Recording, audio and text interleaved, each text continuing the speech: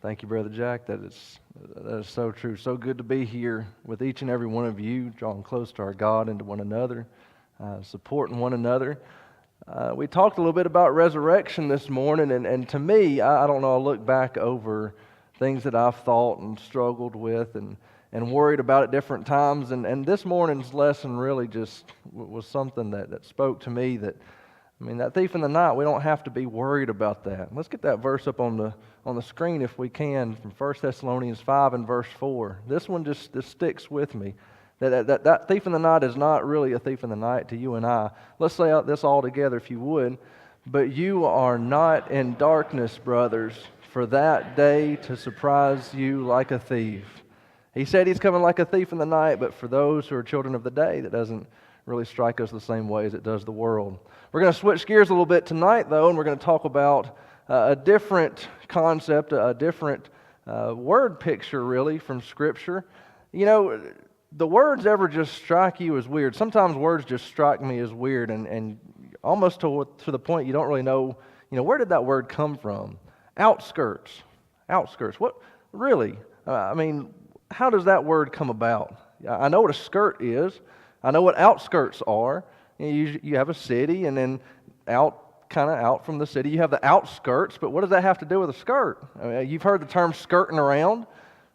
What does it mean to skirt around? I know what a skirt is, but when I skirt around, what does it have to do with a skirt? And words are just kind of funny to me sometimes. I looked up where did outskirts come from. It actually does have to do with a piece of female clothing, the skirt. And it comes from this idea of a city being a mother. If you can just imagine, what does a mother do? She takes care, she provides for, she protects. And in a sense, a city is the same way. It takes care of its citizens, it provides for its citizens, protects its citizens. So a city is kind of like a mother. And a mother has a skirt traditionally, and so whatever's kind of out from the city a little bit is an outskirt. It's outside of the skirt. And it's neat when you go back to the Bible, in Bible times especially, you had this idea of the mother city and then the daughter villages, the ones that were just outside the skirt, outside from that mother city.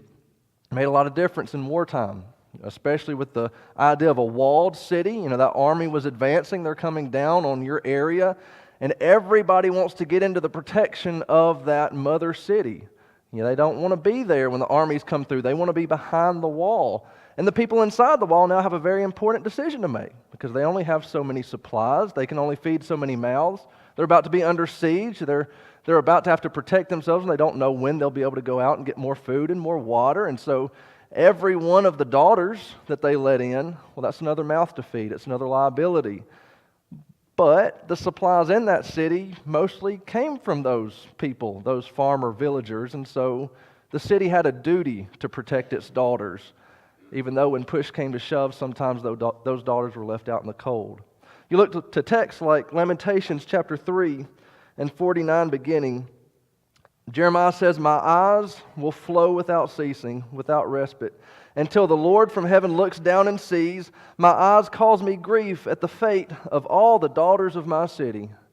As Jeremiah looked forward to the destruction of Jerusalem, as God was prophesying through him, he didn't just see the calamity, the destruction that was going to come upon Jerusalem, but everybody that depended upon Jerusalem, all the daughters of the city, all those on the outskirts, they would suffer as well.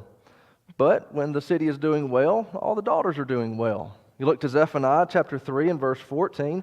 "Sing aloud, O daughter of Zion. Shout, O Israel. Rejoice and exult with all your heart, O daughter of Jerusalem. The Lord has taken away the judgments against you. He's cleared away your enemies. The King of Israel, the Lord, is in your midst. You shall never again fear evil." When the city is strong, the daughters are taken care of. When Jerusalem here in this messianic prophecy, when the Christ King would come to Jerusalem, everyone in the vicinity of Jerusalem would have a reason to rejoice because they'd be taken care of by that city as well. Tonight, I want us to realize that there's room in God's city for everyone. No one has to live on the outskirts. Everybody can come into God's city, which is the church. And so there's no reason to live on the outskirts, but the reality is there are many who do live on the outskirts of God's city. They live just without the walls, but the principle still holds true. The daughters of God's city today should be blessed to have Christians in their lives. Think about that. You who dwell in the church, who dwell in God's city, who are a citizen, who are within the protection of this place that God has established, there are people in your lives who are just without the reach of the church that still, they should be blessed by the fact that they have Christians in their life, that they are so near to God's city. You know, the waitresses and cashiers, the co-workers and the students that are right there beside you in class, the people in your lives, even if they're not here within the church, they should be able to see what God's kindness is. They should be able to feel the influence of Jesus Christ living through you. And so we need to be aware of our influence. One of the biggest indictments today against the church, there's a lot of people that will say, what difference does it make? I don't see it making a difference on the world. Well, that ought not to be able to be said about Christians and about Jesus' church. The daughters of the city, those on the outskirts, should be blessed by having Christians in their life. If you're here tonight and you're living on the outskirts of God's kingdom, if you're not a Christian, I want you to know that in the final day, any blessing that you receive by having Christians in your life, it's only going to ultimately matter if it's something that draws you into the kingdom. In that final day, there will be no protection for those outside of Jesus Christ. And so if you stand outside of Him today, won't you come?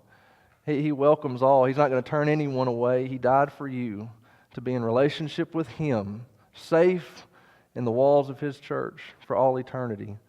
If you're outside of Christ tonight, won't you come? If you are a Christian tonight and yet you've not been shedding a Christian influence, if those who are within your influence can't really say they feel the blessings of Jesus Christ being lived out in you, if there's anything you need to change about your life tonight, won't you consider that?